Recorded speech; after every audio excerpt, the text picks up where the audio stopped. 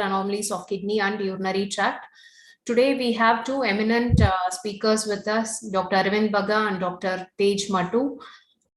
And Dr. Arvind Bagga doesn't require any introduction, and it is my extreme pleasure and honor to welcome Dr. Bagga. And Dr. Bagga needs definitely no introduction, and he is currently the professor and head of pediatrics and division of pediatric nephrology at All India Institute of Medical Sciences, Delhi. And he's been working there as faculty since 1991. And Dr. Bagga has been always instrumental in developing initiatives in educating and enhancing training opportunities in pediatric nephrology. And he has motivated numerous trainees and also helped them grow in the field of pediatric nephrology. And Dr. Amrish is one among them. And Dr. Bagga has earned his international fame with all his publication and research. And his research interest encompasses multiple facets of pediatric nephrology with more focus on clinical trials, acute kidney injury, hemolytic uremic syndrome, and nephrotic syndrome. And he has published widely in specialty and led national and international guidelines on common kidney disease. And more so, we can call him as an ambassador from India representing pediatric nephrology. And he's also served as editor of Indian Pediatrics and Pediatric Research. And he is also a member of KDIGO International Group on Thromboembotic Microangiopathy and Management of Glomerular Nephritis Guidelines. He's also an editor of numerous textbooks. He's received numerous awards and honors, and the recent one is in the International Forum in International Pediatric Nephrology Education Award in the year 2019. And he has also delivered the Academy Oration, National Academy of Medical Sciences in the year 2017.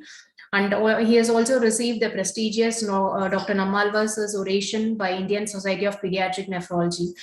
And it's a big thanks, Dr. Bagga, for joining us today. Thank you.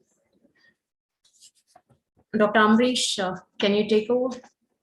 Yeah, thank you so much, Dr. Kalavani. I can't tell you how happy I am today.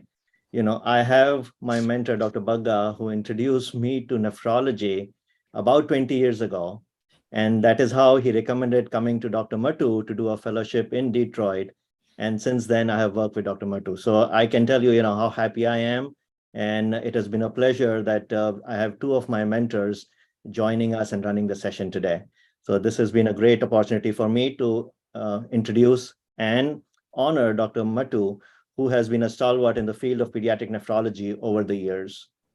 Dr. Mattu, as we know, is a professor of pediatrics and urology, and he's also the vice chair of pediatrics at Wayne State University School of Medicine in Detroit, Michigan. A little bit about Dr. Mattu.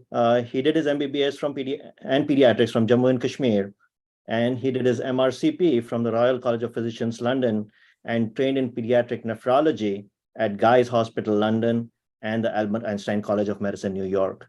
He traveled all the way from Jammu Kashmir, moving further west, and moved to US and established the Department of Pediatric Nephrology here in Detroit, and also started the fellowship program where I was the second fellow of the program. And I'm still very proud of that. Dr. Mattu has had numerous administrative and organizational responsibilities. He has served as the board of directors of University Pediatricians here, Scientific Advisory Board of the National Kidney Foundation of Michigan, and the board of trustees of the International Association of Organ Donation. He's currently the treasurer and the founding member of the board of directors of Pediatric Nephrology Research Consortium, which used to be called as Midwest Pediatric Nephrology Consortium.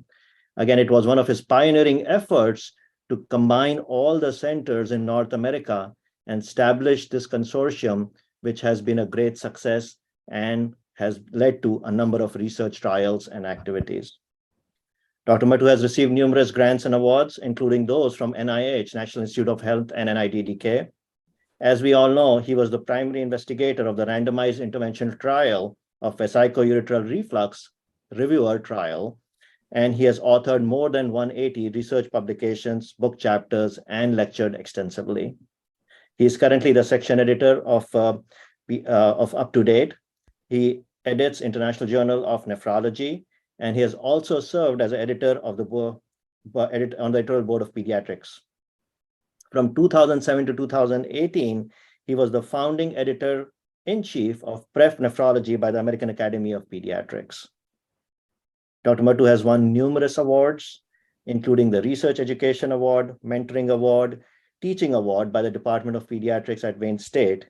He has won the NephCure Foundation Award for Research and the President's Award by the Board of Governors for Wayne State University for Excellence in Service. And the most recent one, which I think most of you know, was his prestigious Henry L. Barnett Lifetime Achievement Award. I'm going to say that again, Henry L. Barnett Lifetime Achievement Award by American Academy of Pediatrics for outstanding teaching, clinical care, and advocacy for children with kidney disease. And I also want to say that he is the first physician of Indian origin, first pediatric nephrologist of Indian origin to have received this award. That shows of his stature. I am again very proud to say that I received my training under him, and it is my honor to welcome him today for a session on vesicoureteral reflux and renal scarring. Thank you both, Dr. Bagga and Dr. Matu. We will hand over the session to you. Thank you again. Thank you, Amrish, and thank you for organizing. Dr. Matu has been introduced, so maybe we can just go over to Dr. Matu to begin his talk. Thank you, Tej. Thank you, Arvind. Well, thanks, Dr. Kalamani, and Amrish, I can't call you Dr. Jain. I really appreciate your very kind introduction. I believe Arvind has the same feeling. It's good to hear your fellows talk nicely about you.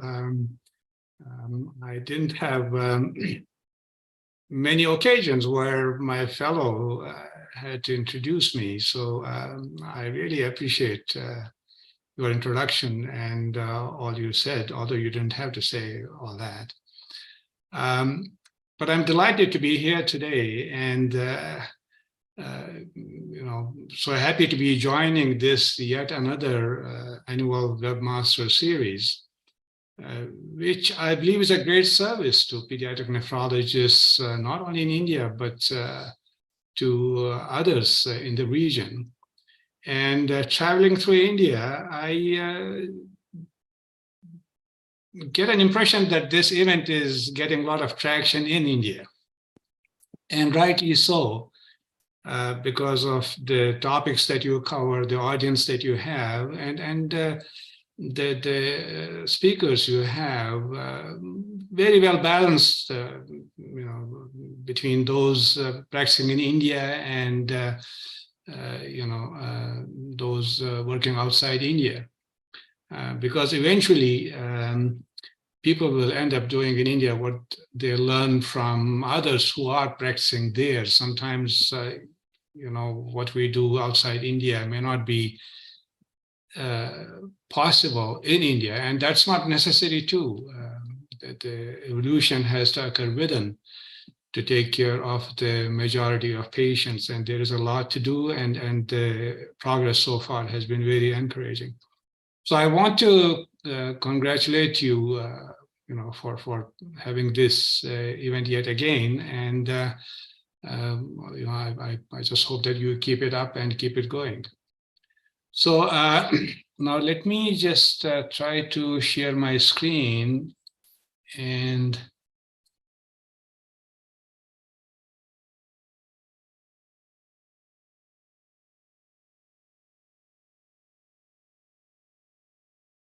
okay, are we good with the screen? Yes, looks good, Dr. Matu. Okay, all right. So, well, this is the title of my talk, and as Dr. Jain mentioned, it relates to the perhaps the most important study on the subject we had in US for the last, perhaps for the first time ever, actually, the study was called Reverse Study, and I'm going to refer to that a few times during my presentation. So when we talk about vesicoureteral reflux, it starts with the understanding, are we talking about primary VUR or secondary VUR? And the primary VUR we know is present at birth. It's very common. About 1.5% of healthy children have VUR. But the prevalence is higher if you look for VUR after febrile urinary tract infection. The reported incidence about 8 to 50%. As you see, there's a lot of variation there. And that's because it depends on the cohort of the patients you have in the study that's been published. It also depends on the sex distribution of patients in the study itself. So I believe those numbers because of variable cohorts, but on average, if you look for VUR after UTI, it's about 1/3, so about 33% of patients with who undergo a VCUG after UTI, you are likely to find a VUR. Then we also know that patients with antenatal hydronephrosis who may have follow-up investigations after birth, and in the past we used to do a lot more VCUGs on these patients, which doesn't happen anymore. And about 10% of such patients have VUR. Again, in the past for some time, we routinely screened siblings of a patient with VUR or patients whose parent or parents had VUR, which again doesn't happen anymore. And about 25 to 30% of such patients also have VUR. And then in children with congenital renal anomalies, about 10 to 30% have a reflux.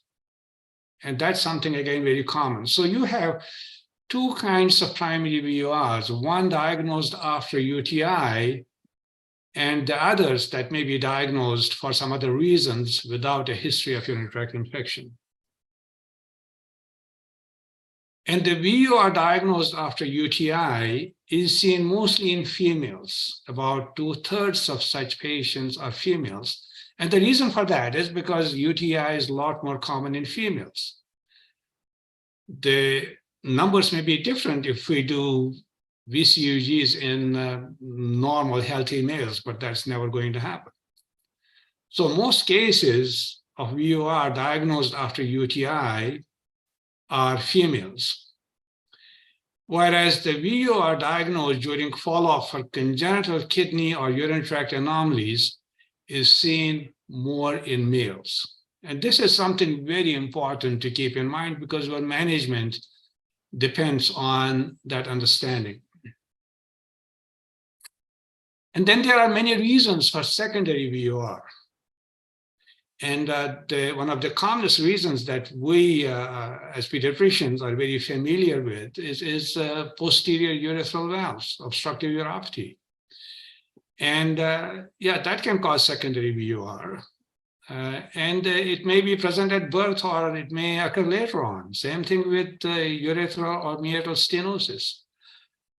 Now, sometimes children are born with normal bladder, but then they have issues that affects the dynamics of bladder function, and patients end up with what may look like neurogenic bladder and has secondary VUR. And the best example for that would be bladder bowel dysfunction. If you have severe bladder bowel dysfunction that is not managed well, you may end up with non-neurogenic bladder.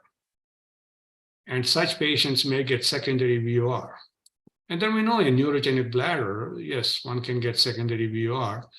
With bladder infection, one can get transient VUR. And in fact, for a couple of decades, there was a recommendation not to do a VCUG soon after a UTI because patient may have a transient VOR, which doesn't hold anymore because that's actually the time we want to see how much of reflux there is. And then you may get secondary VOR after surgical procedures. And the one that's important for pediatricians or pediatric nephrologists is decompression of it should be off, not or, of a urethrocoel. If you have a urethrocoel in the bladder, that's causing problems for the patient and the urologist decides to decompress it. Such patients develop reflux. And that's something we need to be aware of. And then renal transplant patients, and there are some other causes for secondary reflux. In adult life, besides all these possible factors, pregnancy in women is a risk factor for VOR, and prostate hypertrophy in older males, although there is no data, but one can imagine that, there's a good reason why that may happen in some older males. It's very important to bear in mind that the younger the child, the higher possibility of finding a reflux, finding a VOR. And why that's important, if you have an infant who has UTI and you do a VCUG, yeah, you may have, about half of them having a VOR according to this study. But then if this patient is 10 to 14 years old and you do a VCUG, the chances are only 10%. So if you have a 14-year-old who has UTI and for some reason, I'm not recommending you should be doing a VCUG routinely, but for some reasons has a VCUG and it shows reflux, then the probability at that age is 1 in 10. So you have to look at it differently compared to an infant where the probability of finding a reflux is much higher. So as shown in this study, yeah, it's almost 50% in early childhood, but it also continues in adult life. So, even adults may have reflux, which doesn't cause any problems, but maybe in females, during pregnancy, maybe it aggravates their UTI, or maybe in males as they get older, when they have prostate problems, that aggravates the VOR that they already have. So this is something important to keep in mind. And the time to resolution, again, as you see in this slide, so this is grade 2 reflux, the blue one, and this is high-grade reflux, 3 to 5, the red one. And looking at blue one, about half of the reflux is resolved by the age of about 2.5 years. This is low-grade reflux. Whereas only about a third of high-grade reflux is resolved by 2.5 years. And this difference continues. So the low-grade reflux tends to go away sooner, and the rate of resolution, the incidence of resolution is much better than with the high-grade VOR, which takes longer to resolve, and the incidence of resolution is lower. Again, very important thing to keep in mind when you are dealing with a particular patient at certain age. So for example, if you have a 6-year-old child with VOR, with this grade VOR, you will look at it differently compared to this grade VOR as compared to a 2-year-old kid with the same grades of VOR. So age has a strong bearing on how you interpret the results of the VCUG. And this study, another study on decent number of children, again highlights that for grade 1 to 2 VOR, the median time to resolution is about 3 years. And grade 3, it gets longer, and grade 4 or 5, it's much longer. So why do we care about VOR? Well, two of the best known complications of VOR are urinary tract infection and renal scarring. And then we have complications associated with renal scarring, such as hypertension, proteinuria, progressive kidney disease, pregnancy-related complications. They have been published, though not as extensively as I would have wished to. But then we know nothing about what happens in old age, both in men as well as in women. Coming to renal scarring, the current gold standard for diagnosing renal scarring is a DMSA renal scan. Although MRI, MRA would be even better, but that's not something that's possible as easily as DMSA renal scan. And this is what's used internationally as the gold standard, when you are looking for scarring. What I would emphasize is that renal ultrasound is not sensitive enough for diagnosis of renal scarring. So unless it's significant scarring with kidney looking smaller in size or not normal renal contour, which doesn't happen that often. But if you have otherwise normal looking kidney with normal size and the radiologist reports some scarring on ultrasound, be careful in interpreting that.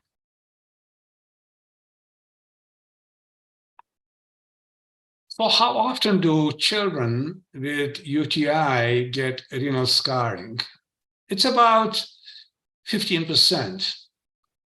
The literature reports about 30 to 60%. And again, there are lots of reasons for that. I don't believe that anyone came up with any fictitious reporting. It's just a cohort that was included in each of those studies, which varies quite a bit amongst those studies. So on average, about 50% of children with febrile UTI, and when I say febrile UTI, I mean pyelonephritis, acute pyelonephritis, because you may get fever with even bladder infection, but that shouldn't be causing scarring. But about 15% of children with acute pyelonephritis get scarring. And in the RIVER trial, you heard about the RIVER trial earlier, we had about 600 children aged 2 months to 5 years. About 7% of children developed new scarring during the study period. Now, these were the kids who were monitored very, very, very carefully. So, I may be biased, but I really trust these numbers.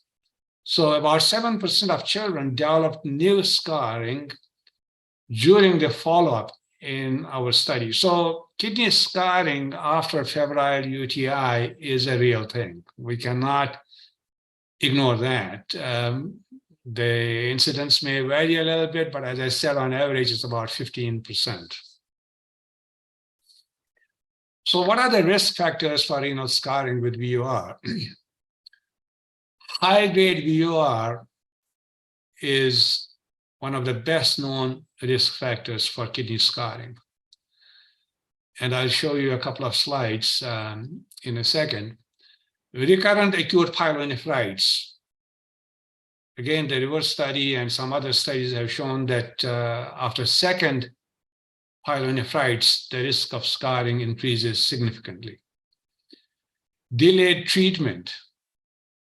If you treat pyelonephritis within 48 hours versus more than 72 hours, there's a significant difference in the incidence of scarring. So prompt treatment is important. And when I say prompt, I said 48 hours because sometimes even here I see people in emergency departments kind of panicking and may give a first dose of antibiotic even before they have collected urine for culture. That's not the right thing to do. It's worth waiting before you give antibiotics, and you want to make sure that you get the right urine sample that you can send for urine culture, because otherwise you may end up subjecting this patient to unnecessary investigations and follow-up. So taking a few hours until you get a urine specimen and do other things, and then give the first dose of antibiotics is okay, but definitely if you don't treat it for a couple of days, the risk of scarring increases. Same thing with organisms other than E. coli. As you know, about 80–90% of UTIs in children are caused by E. coli, depending on which part of the world and which place in each country you are practicing.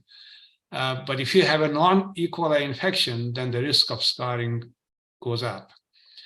And gene polymorphisms plays a role in predisposition for scarring, and we are still learning about the intricacies of how genes play a role in such predisposition. Now, in the past, until about maybe 10–15 years ago, we thought that it's the younger kids only, I mean infants particularly, who are at the highest risk of kidney scarring after pyelonephritis. But subsequent studies, including a reverse study, showed that no, the older kids are also susceptible and in fact may even have a higher incidence. Now that higher incidence may be because it doesn't become obvious so early in life and takes some time before it becomes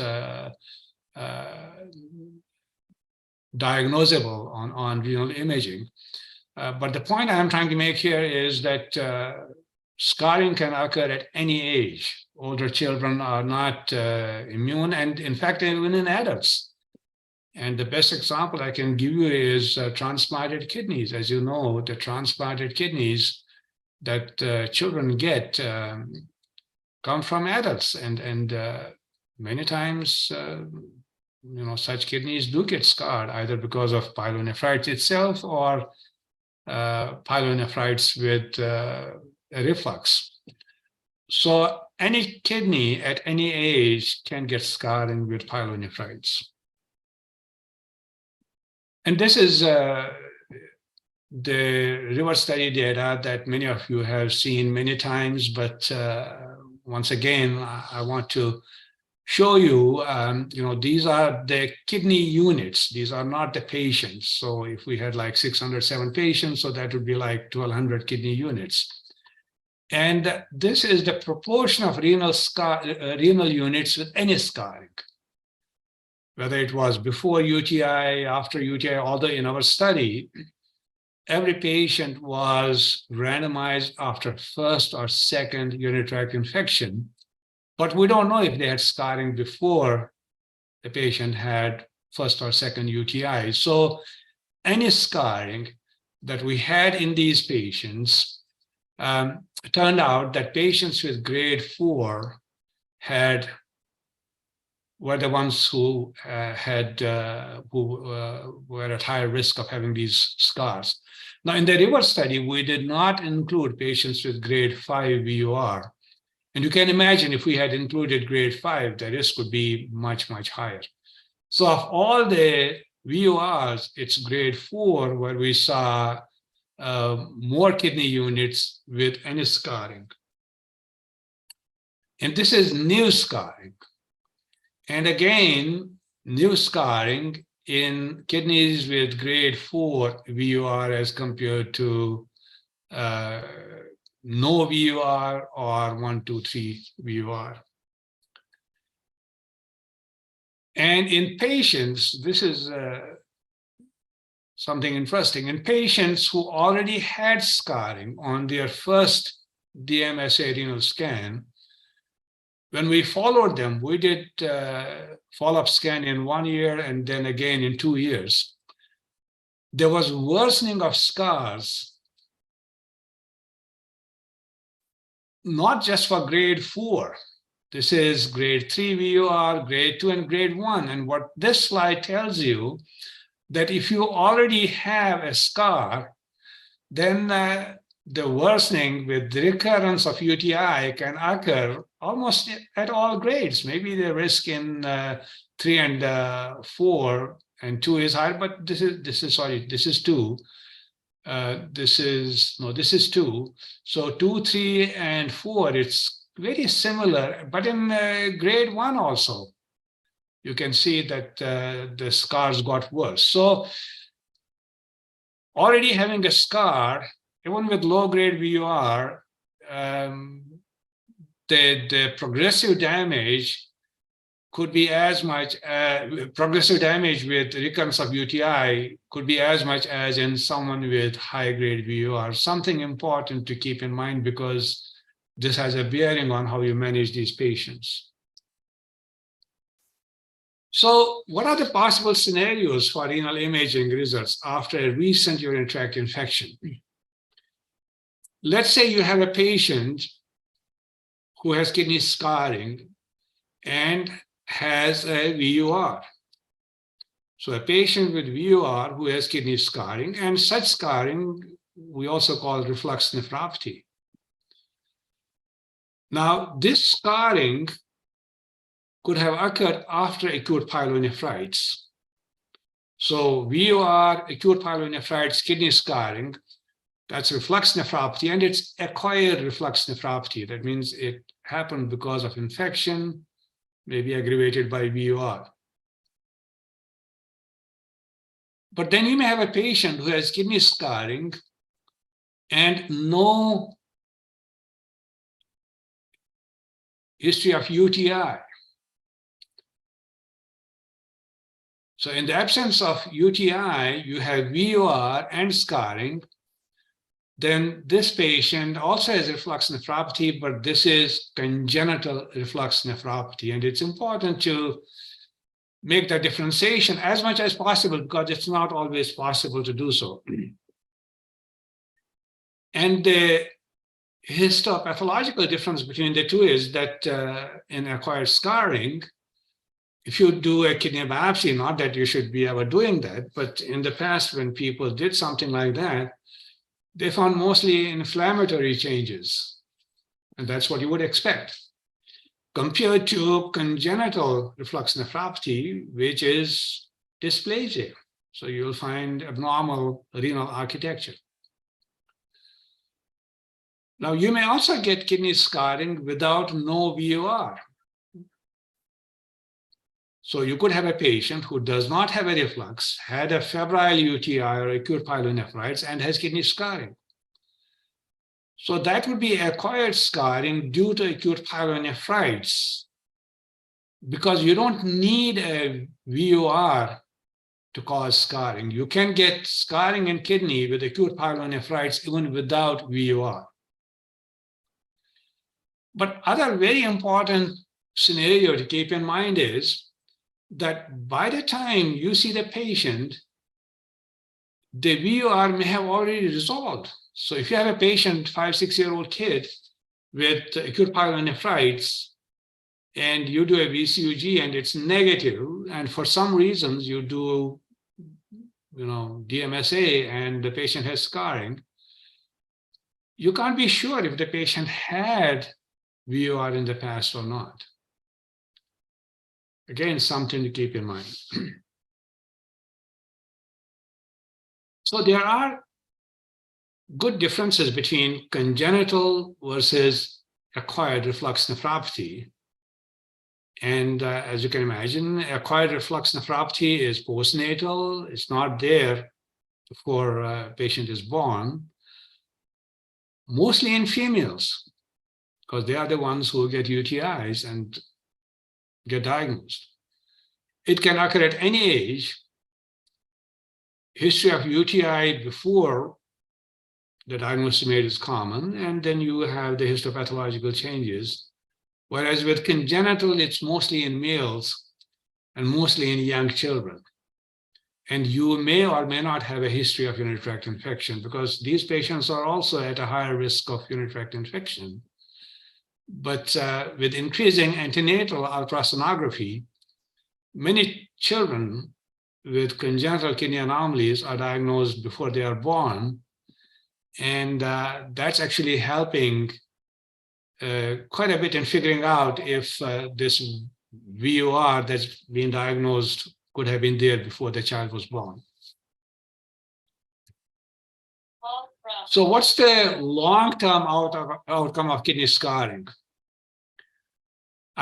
Earlier studies that were published, a couple of decades ago, reported a very high risk of renal scarring and end-stage kidney disease. During my training in England, Dr. Jean Smelly, who was working in our unit, she published excellent studies, and there were other studies from Europe, from North America. And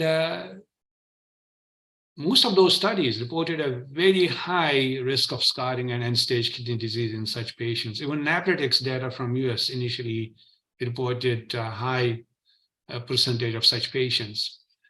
But in hindsight, it always gets easier when you look in hindsight. We know that that is not the case.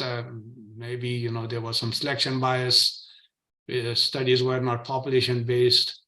And then most importantly, that time, people did not really appreciate the difference between congenital scarring versus acquired scarring as much as we do now. And many cases with congenital scarring were interpreted as having acquired scarring caused by urinary tract infection. And the best data for long-term studies in children with UTI or VUR has come from Scandinavian countries, from Sweden and Norway. And here's one of the Swedish studies in about 1,200 children studied 16 to 26 years after first symptomatic UTI in childhood. So if the scarring was unilateral, there was no change in GFR at the mean age of 24, about 24 years. So no point in chasing GFR or checking serum creatinines with unilateral scarring. 7 patients with bilateral scarring had significantly lower GFR, 84 versus 101 in controls. Okay, and no difference in ABPM in patients with scarring and normal controls. So unilateral scarring, really not much change. Bilateral scarring, yes, the GFR changed, blood pressure, not much change. This is actually 2-3 studies put together, again from Gothenburg, Sweden. And this is 86 women with recurrent UTI or kidney scarring in childhood. The study first follow-up was at 27 years. And then the second follow-up was at 41 years. So GFR was unchanged for women without scarring or with unilateral scarring between the 2 follow-ups. So 27, 41 years, GFR didn't change. In patients who had unilateral scarring or no scarring, whereas in those with bilateral scarring, it dropped significantly during that period. Using ABPM, hypertension was diagnosed in 38% of women with kidney scarring and in 14% of those without. So hypertension became more prominent at second follow-up in those with scarring, any scarring. It was almost 3 times more common. And something that was that was very interesting to me was they also reported that the severity of scarring correlated with the extent of kidney damage on DMSA scan. I always believed that the presence of hypertension with kidney scarring does not correlate with the extent of scarring. I have seen patients with minimal scarring with hypertension and others with significant scarring with normal blood pressure. But this study reported that there's a correlation, and I think we could do with more studies to address this observation, confirm this observation. And then these studies also reported pregnancy-related hypertension in 10 of 151 pregnancies, everyone with kidney scarring. So there were more higher pregnancy-related complications in such patients. And a similar study from Finland, about 1,100 kids, 6 to 17-year follow-up. New kidney damage was uncommon except in those with high-grade VUR. So high-grade VUR, they reported after long-term follow-up, they saw scarring. Otherwise, all individuals 6 to 25 years of age at follow-up had normal GFR, were normotensive and without proteinuria. So these observations, these studies are very important in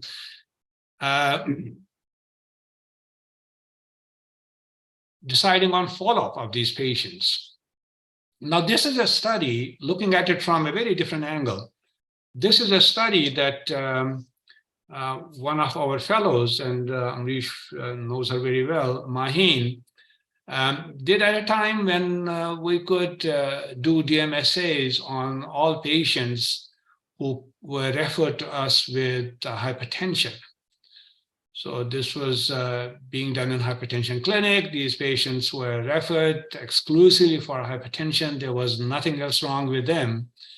And the study showed that kidney scars were present in about 21% of 159 of otherwise healthy children who were diagnosed, who were evaluated for newly diagnosed hypertension. I mean, that's like one in 5 patient otherwise healthy presenting with hypertension having kidney scars. Now, I'm not suggesting that you should be doing DMSA scans on every newly diagnosed patient with hypertension. But if you do have a patient presenting with hypertension who has history of urinary tract infections in the past, then definitely you should be looking at this possibility. One more thing I must mention is that most of these patients, I don't have the median age here, would have been teenagers, because that's the kind of patients who get referred to us mostly with hypertension, who have nothing else going on with them. And 22 patients had unilateral and 11 patients had bilateral scarring. So, and we cannot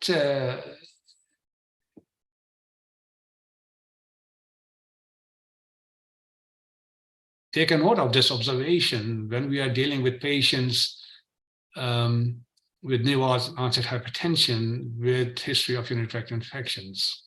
And I have actually diagnosed a few patients with kidney scarring, and they had to be managed appropriately, who needed intervention. And most of these patients, I don't think needed intervention. Now, also, I must add that in these patients, it's impossible to say that the hypertension definitely was because of scarring, because lots of other kids also have hypertension without scarring. So to be absolutely sure that this was because of scarring, no way. But is it possible? Yes. Now, in adults, the complications actually take slightly different paths between males and females. Adult females with reflux nephropathy generally present with recurrent urinary tract infections, particularly during pregnancy.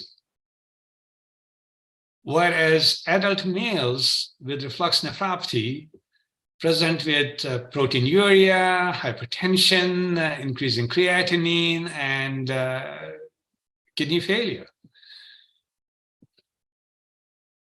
And that's something that is an important observation. And this was attributed by Dr. Williams, who was one of my mentors at Guy's Hospital. He was an adult nephrologist. And he wrote in an editorial in 1990 that and also in the previous slide, I told you that females have mostly UTIs and males have proteinuria, hypertension, kidney failure. The outcome in females, long-term outcome in females is better than in males when they have reflux nephropathy. And so what Gwen Williams put in editorial was that the better outcome in females because of earlier presentation due to recurrent UTI and pregnancy-related complications.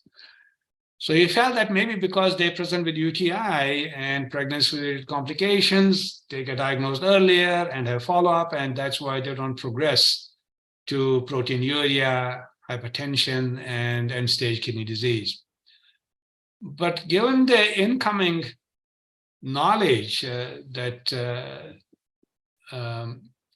came in subsequently, I wrote in an editorial about 10 years ago that the difference in clinical presentation and outcome may be more a result of females having mostly acquired reflux nephropathy as compared to congenital reflux nephropathy in adult males. So I think the difference may not be, this may be true what Gwen Williams said, but I also strongly believe that acquired versus congenital reflux nephropathy also has a bearing on long-term outcome.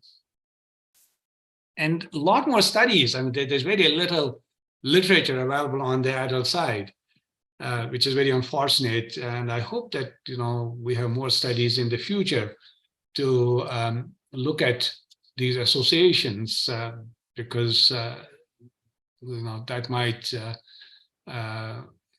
help us improve the outcome in these patients. So what are the treatment objectives for VUR? Well, we want to prevent UTI recurrence. As I told you, recurrent UTI, recurrent pyelo can aggravate the renal scarring. But then we also want to prevent UTI recurrence to decrease the morbidity in younger children. Imagine a 1-year-old kid with suspected UTI recurrence. You want to get a CAT specimen, and then the kid may end up in the hospital for intravenous antibiotic treatment, and maybe dehydrated, may need IV fluids, the family disruption. So there are lots of things that play differently in younger children who have recurrence of urinary tract infection. We want to prevent new scarring or worsening of existing scars. We want to manage constipation or bladder bowel dysfunction. I have to tell you, this is so important. In the RIVER study, we saw that about half of the patients who were toilet trained had bladder bowel dysfunction. But even from my clinical experience, it's so common. In any child who is having recurrence of urinary tract infection, think about constipation or bladder bowel dysfunction. And don't be casual in exploring the existence of this possibility. Don't be casual in asking parents, is your child constipated? No, you really have to get more specific. I have to tell you that our urologists in the United States do a much better job on this than fellow nephrologists. And then obviously patients need to be monitored, at-risk patients need to be monitored for kidney scarring, and those who have scarring need to be managed appropriately. If you had asked me, 3-4 decades ago when I was training how to manage these patients, the whole thing would have been like one paragraph, okay? put them on prophylaxis and continue prophylaxis until reflux is gone, or fix it surgically, and that's what you do. But it has changed significantly. And now there's nothing like across the board management for all patients. Each patient you have to look at individually. And the factors that you look at are the severity of VUR, what's the risk of UTI recurrence for a particular patient. I mean, females, for example, would be at a much higher risk of recurrence of UTI compared to males. Okay, younger kids, those in diapers, the risk would be much higher.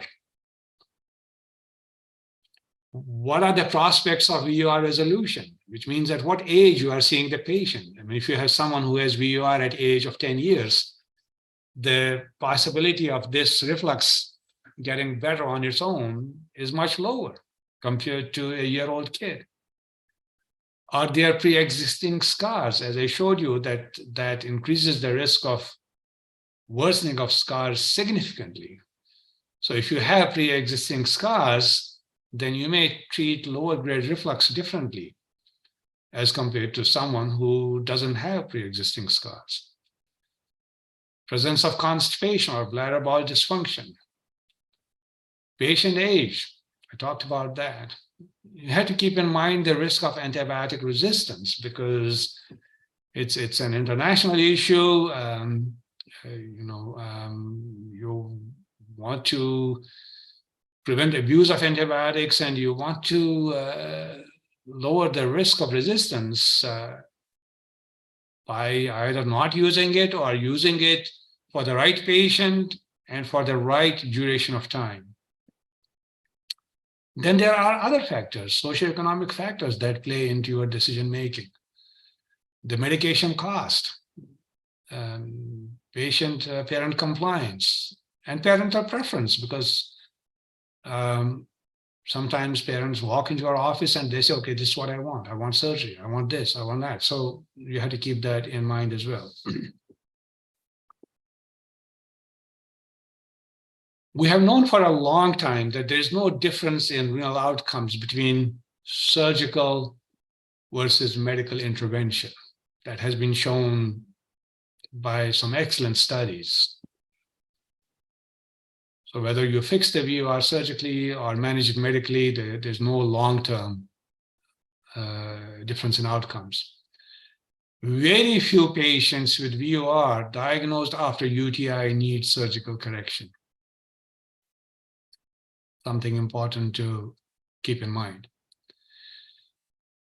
But you must consider surgical intervention if you have someone with high-grade VUR that has failed surveillance or antimicrobial prophylaxis. If there is non-compliance or intolerance or allergy to antimicrobials. A patient is getting breakthrough urinary tract infections on prophylaxis. A patient already has scarring or is getting new scarring. As I mentioned, parental wishes sometimes. And if you have persistence of VUR as puberty approaches, now when this article was written with Dr. Diamond from Harvard University, that time both of us would do so in females only, because if you still have a VUR in teenage girls, you better fix it because otherwise they could have problems during pregnancy. But since that article was written, I believe that even boys should have VUR fixed, because we don't know what happens to them as they get older. There's no literature out there. So I would say any teenage, particularly with scarring in the kidney, if you have VUR, better to fix it surgically. Now the medical management, you can do nothing, just watch the patient. You can use prophylaxis. You have to treat constipation or BBD if it's there. And then you have to manage the complications. And surveillance is a possibility in a large number of patients, because large number of patients with VUR diagnosed after UTI have low-grade VUR. But there are things you've got to keep in mind. An ideal child for surveillance only would be the one with low-grade VUR, where the kidney ultrasound looks normal. You know, if one kidney is small, shrunken, there may be scarring there. So I would be careful about that patient. So if you have low-grade VUR with normal kidney ultrasound, a toilet-trained child, because that lowers the risk of UTI recurrence, if the child is able to communicate symptoms, urinary symptoms, and families who understand and will be compliant in following medical instructions for follow-up, patients who can monitor this child for UTI recurrence and take him, her to the doctor, allow appropriate collection of urine, and then take it from there. So this would be kind of ideal patient for surveillance, but there's a lot of flexibility in this, and I have managed patients, as young as a year and a half old, with parents who could provide excellent care with even grade 3 VUR, just surveillance only. So it's possible to do surveillance only in more patients, but this is what an ideal scenario would be. And a lot depends on how much cooperation you are getting from the parents in monitoring such patient for possible recurrence of urinary tract infection. And if the patient has a recurrence of urinary tract infection, then the management changes. For prophylaxis, again, its use should be selective and depends on lots of factors. And I mentioned here what the American Urological Association current recommendation is. It says that all children less than a year old should get prophylaxis. These are children who have VUR, should get prophylaxis. And older than 1 year, give them prophylaxis if it's high-grade VUR, UTI recurrence, presence of BBD, or kidney scarring. There are other factors that you need to keep in mind when you prescribe prophylaxis in such patients, like status of toilet training, risk of antibiotic resistance, compliance, parental choice, medical. Again, very important things to bear in mind when you decide to put some patient on prophylaxis. And the medications that we commonly used in US are Bactrim or amoxicillin. Amoxicillin in the infants less than a couple of months of age because of possible hepatotoxicity with Bactrim. Nitrofurantoin is another option here, but not many kids tolerate that. They vomit, but it's another medication that's used more often in US. But then the selection of a prophylactic agent varies from country to country and from place to place, depending on local sensitivity pattern in the community. How long you put the kid on prophylaxis? Well, sometimes it may be only for a few weeks if you are waiting to do a VCUG, or it's a male who has phimosis, you may want to do that until phimosis is resolved. If you have a patient with BBD, you may want to use 4 to 6 months of prophylaxis with the hope that during that time period, the BBD is resolved, and then you can discontinue prophylaxis. In children with VUR, unlike in the past, we don't use prophylaxis for years and years, but a year or two may be okay, again, depending on the risk factors, because the risk factors would change as the child is getting older. The most important risk factor being use of diapers, for example. Toilet training would be a huge risk factor. So once the child is toilet trained, yeah, you may look at the patient differently and decide on continuation or discontinuation of prophylaxis for a particular patient. So constipation, bladder bowel dysfunction, again, I mean, this is something that's really important, and you start with dietary modifications. If needed, you may give some laxatives. Now, hydration, generally patients with UTIs are told, okay, drink more fluids because that will help you flush your bladder. Well, there's no evidence to support that relationship of increased hydration with bladder infection. But I believe that it helps you through constipation, because we know well that hydration lowers the risk of constipation. And I think that's actually what may help lower the risk of UTIs. Then encourage timed voiding every 2-3 hours, double voiding, adequate voiding time, good toilet.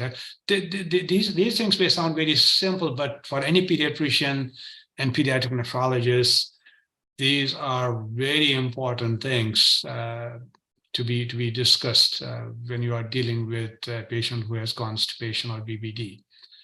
And then selected cases may need further investigations and further interventions, and I wouldn't get into any of those. Patients who have kidney scarring and history of UTI, what do you do for them? Well, prevent UTI recurrence. If VOR is present, you need to decide how you want to deal with the VOR. As I said, my approach to a teenager would be different from a 1 or 2 or 3-year-old kid. Any patient with kidney scarring, monitor them for hypertension. I mean, in the US, every patient gets blood pressure checked once a year. And I don't know what is practiced in India, but it doesn't need to be checked every few months, but at least once a year, these patients should have blood pressure measurement. And then if you have patients with bilateral scarring, they are the ones where you may, you don't need to check their GFRs, but just dipstick for protein, urine protein. And progressive kidney disease, depending on how much scarring they have and how old the patient is. I see sometimes younger pediatric patients with unilateral scarring getting microalbumin and creatinines done, which is not really helpful. You may rarely have a patient who has significant scarring in one kidney and the kidney is poorly functioning on DMSA scan, if it's like, say, 10% or less, and patient has severe hypertension. You may consider removing that kidney. I have done that a couple of times in my professional career. But when you do that, there's no guarantee that the pressure is going to normalize after you get rid of that kidney, because of you don't know for how long the patient has been hypertensive, and it may not resolve completely. The management may become easier, but it's important to mention to the family that this is something that could help, but there's no guarantee that the pressure is going to be normal. And then appropriate counseling for adult life. Yeah, whenever I have a teenager or any patient, because now we see patients in early 20s in our clinics.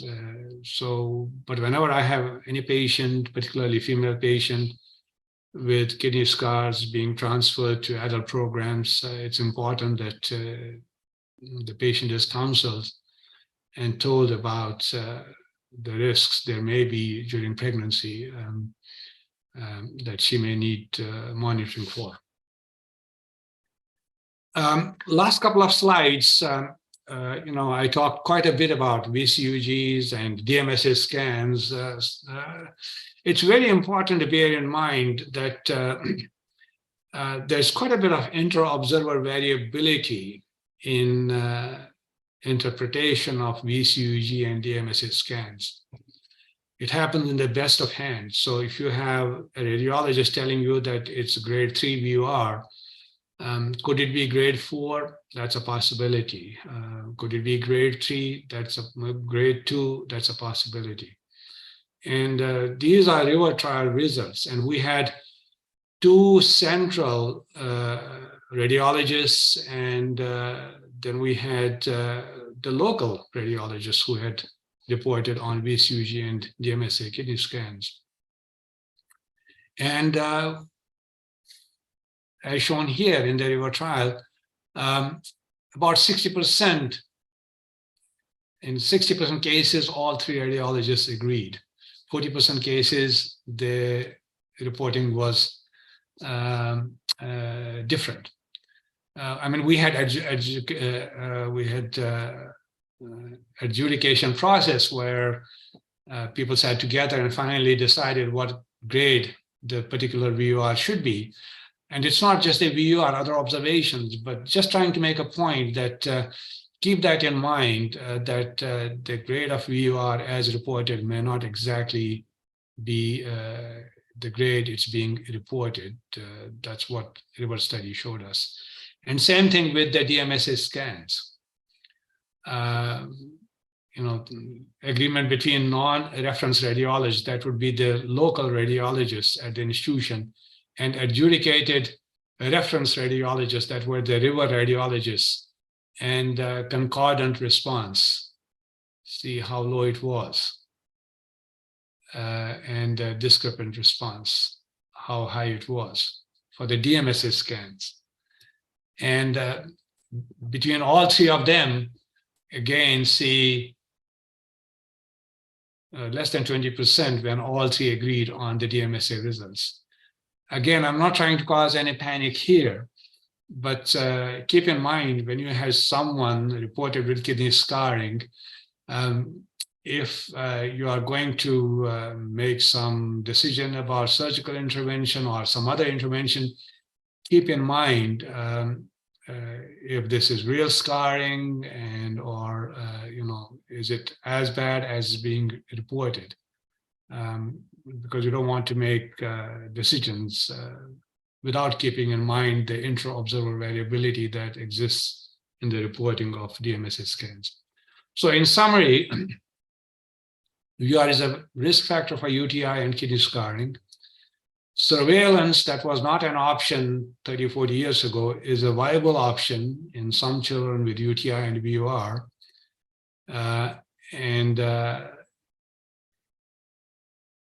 Antimicrobial prophylaxis should be used selectively. We are not throwing it on every patient. And diagnosis of constipation and BBD is essential not only for lowering the risk of UTI recurrence, but it also helps resolution of VUR. And if your patient undergoes surgical procedure, the urologist is not going to do a procedure in such a patient until the BBD is resolved. But if the patient has a BBD and undergoes surgical procedure, the possibility of recurrence in such patient would be very high. Very few patients with VUR diagnosed after UTI need surgical intervention. And patients with renal scarring, unilateral, patients with any scarring should be monitored for hypertension. That's what we can do as pediatricians or pediatric nephrologists. We don't need to look for proteinuria or creatinines or GFRs. But if you have bilateral kidney function, bilateral kidney scars, particularly in teenage years and older, then obviously one has to look at those things too. Those patients need to be monitored for progression of CKD. So with that, I finish my talk, and I'll be happy to answer any questions. I apologize, I may have gone over time by a few minutes, and I hope that's not a problem. Thank you, Tej, for an excellent talk and a very insightful talk. Years of experience in this area. Probably could not have had a better speaker than you on this topic. And thank you very much for your talk. There are a few questions in the chat box. We'll address them as well. I'll probably begin by asking Tej, with years of data from Napratics, do you think that there has been a decline in the proportion of reflux nephropathy as a cause of ESKD in children? Because have things changed? But that's a great question, Arvind. I think two things have happened. One, the newer studies are more careful about attributing kidney scars to UTIs, and people are more aware about congenital versus reflux nephropathy. And many such patients with CAKUT anomalies getting diagnosed even before they are born. It wasn't a long time ago that many such patients would have routine VCUGs done after birth, and then even without UTI would go on prophylaxis. So one thing that has definitely happened is that the cohort that we are looking at now is cleaner than the cohort that people looked at 30, 40 years ago. And the Swedish team kind of, came up with that conclusion that it's more of the kind of patients that were studied then versus now. The other reason, I think, is that we are getting better at patient care. The awareness about getting appropriate urine specimen for diagnosis of UTIs, prompt intervention, imaging after UTIs, and I think it would be hard to disagree that with improving care, there must have been some decline in acquired reflux nephropathy. It could be a combination of the two, but we don't have any studies that could give us more insight in this issue. Yeah.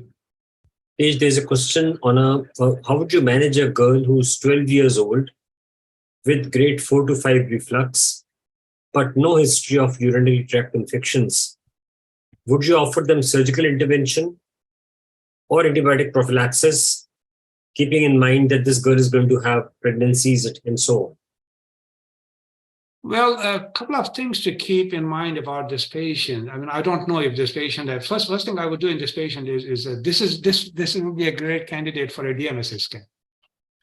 Suppose the DMSA shows maybe a scar or two, Yeah, because that will change management. And also, as pediatricians, we know very well, when parents tell you that there's no history of UTI, you never know if the child had UTI in infancy, for example, because many times febrile illnesses may be treated as something else. Patient may get antibiotic and you may have treated UTI. So coming to this particular patient with no history of UTI, I would be kind of skeptical about that. Okay, how sure can I be about that? Patient has grade 4 VUR that hasn't resolved, and patient is 12 years old. What is the chance? What are the chances of it getting better now? I'd be more inclined to go for surgical intervention, because prophylaxis, how long are you going to do prophylaxis? So I'd be more inclined for surgical intervention, and definitely if there is kidney scarring, then I wouldn't have any second thought. I would definitely go for surgical intervention if there is that grade reflux with kidney scarring. So if there's no scarring, you could perhaps hold on. Well, if there's no scarring, grade 4 VUR, then I would just counsel the patient and see what, as long as the patient is intelligent enough and knows that this is what she has, another thing we ought to keep in mind is the surgical correction now. There are so many options, and we don't have time to get into those options. And although I'd be more inclined for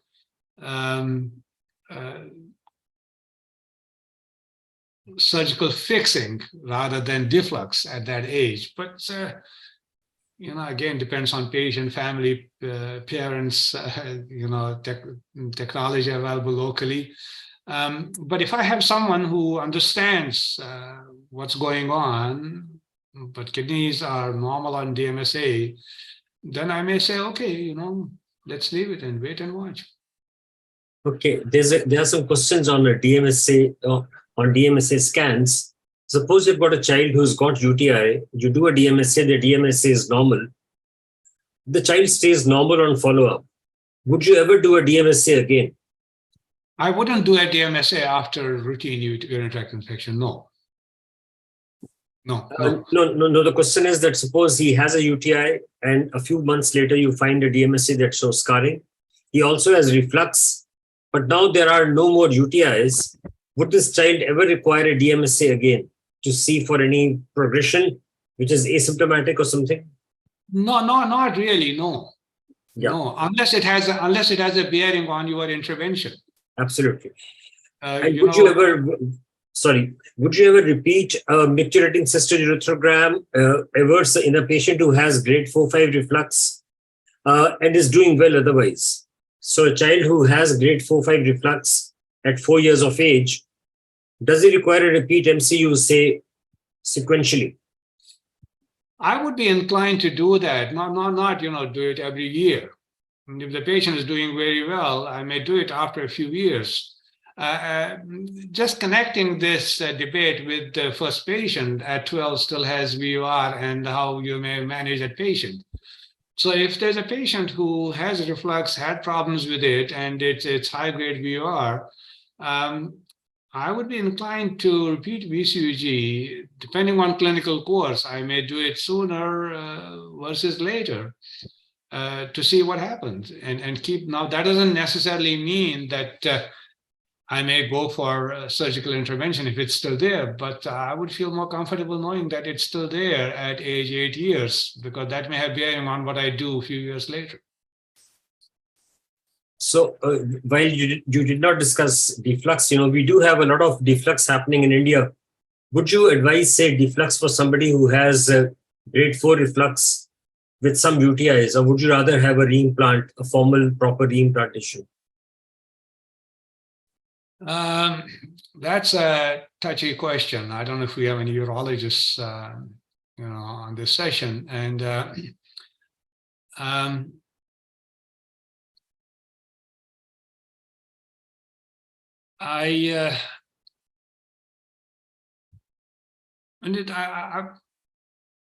again, it's a multi. The reason I'm having long pause here is it's a multifactorial decision depending on the severity versus the age of the patient versus family preference versus the skills of the urologist and the kind of follow-up.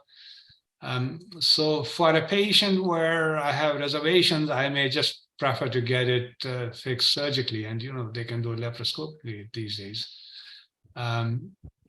because the success rate with that is 95-99%. Absolutely. Yeah. So again, it depends on the kind of patient, and on that note, if I know that this is the last time I'm seeing the patient, I would just say, okay, let's just fix it laparoscopically so that I know it's done. Versus another patient where I may have some more years for follow-up, I may say, okay, let's try something else. Let's try deflux. Yeah. There's another question, that is nephroureterectomy required in high-grade VUR prior to kidney transplantation? So you have patients who have got bilateral reflux who are now in end-stage kidney disease. What's your normal practice? Would you do nephroureterectomies prior to the transplant? Well, I would be inclined to do that. I know I have Amrish here, and if you have someone who has bilateral high-grade VUR pre-transplant, and without history of UTI, but post-transplant with high-grade reflux with patient on immunosuppression, the risk would be even higher. And would be easier decision in someone who is making very little urine, because then, okay, why do you need those kidneys? Versus another patient who is making decent amount of urine. But I would be inclined to take them out. I don't know, Amrish, do you want to add to that?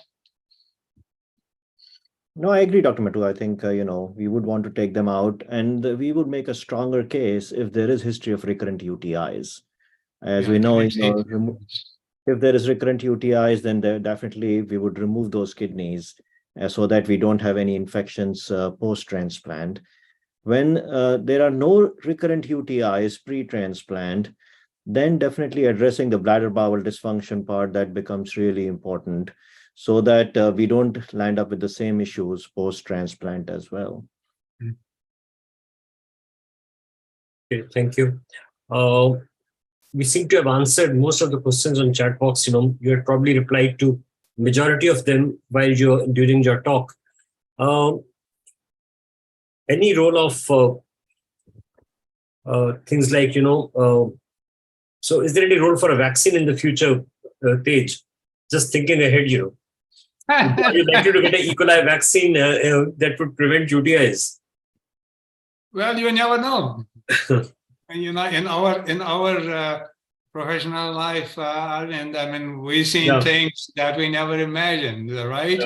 We never anticipated there would be treatment for hyperoxaluria, atypical HUS. Would we have imagined that, 20, 30 years ago? No.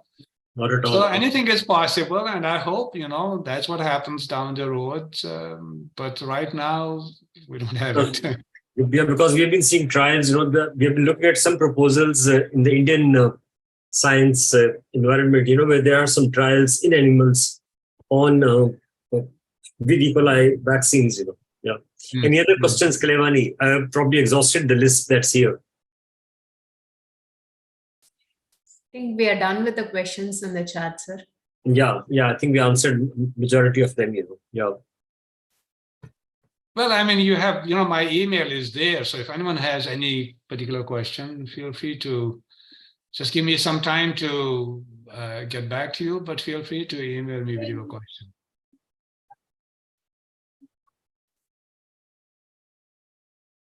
Okay, thank you.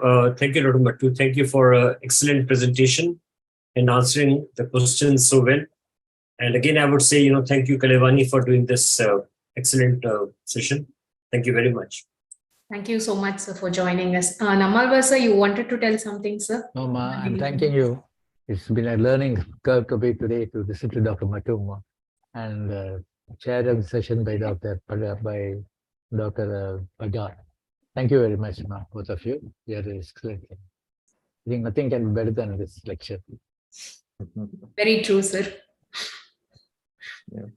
Yeah, no, thank you, Dr. Bhagat and Dr. Matu. We really appreciate your time, and it's been a great session. Thank you so much.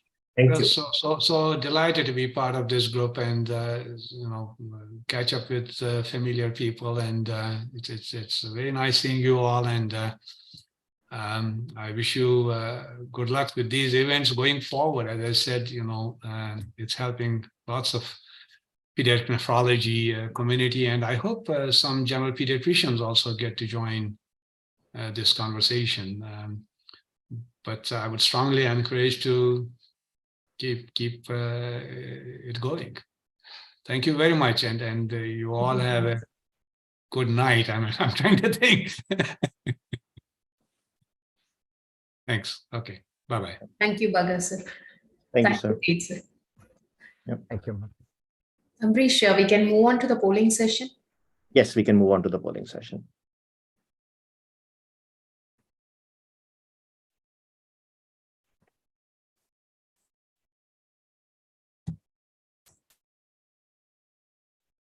So today is our last day of poll.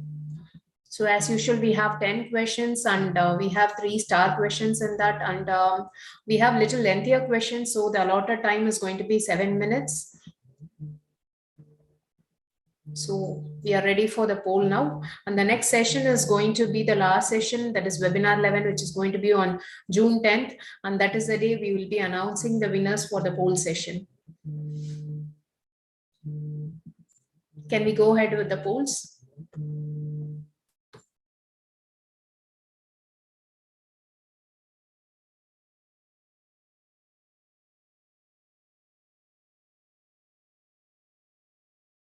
Yep, we have 7 minutes.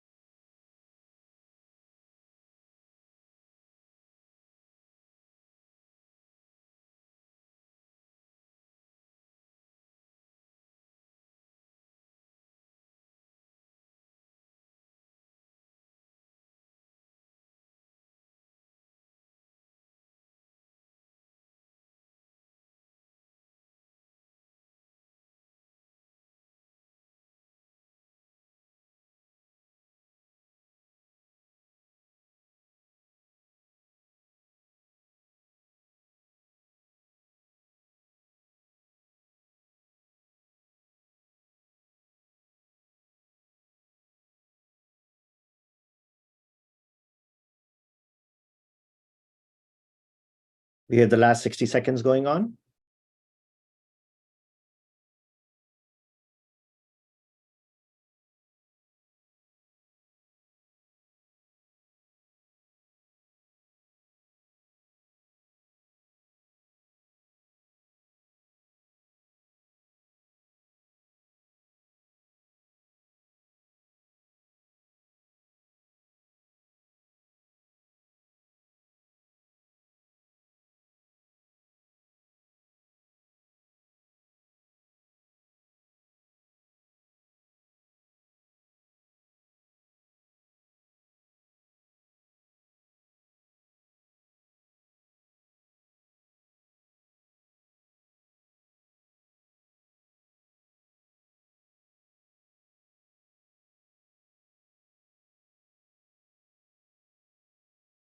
Okay, time is up.